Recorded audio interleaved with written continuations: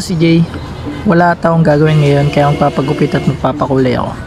Pagkatapos akong gupitan, umuwi agad ako para i-set up at ilagay sa ulo ko yung bleach. Nagkamali pa ako rito. Puro palagi yung nasa FYP ko kaya nakaka-LSS. Metallic gray yung naisip ko pero mukhang kakaiba yung kinalabasan. Naisipan kong magpakulay kasi bakasyon na rin naman at para sa mga shoots ko kung magkakaroon pa ulit. Ang sakit pala sa anit nitong bleach at saka ng pangkulay na to kaya baka hindi ko na uulitin. Namiss ko rin mag voice over at gumawa ng mga vlog kasi nagpa-vlog na ako dati. At mukhang uulitin ko ulit ngayong bakasyon. Sana suportahan nyo ang aking pagbabalik.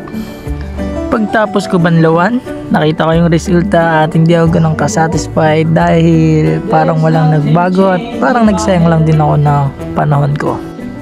Kung umabot ka sa dulo ng video na ito, maraming salamat sa panonood at pagsusubaybay. Ang masasabi ko lang ay huwag basta-basta mag-decide o gumawa ng desisyon nang hindi mo pinag-iisipan gaya ng nagawa ko rito sa video na to. So yun lang, salamat sa panonood at abangan nyo ang iba ko pang mga video.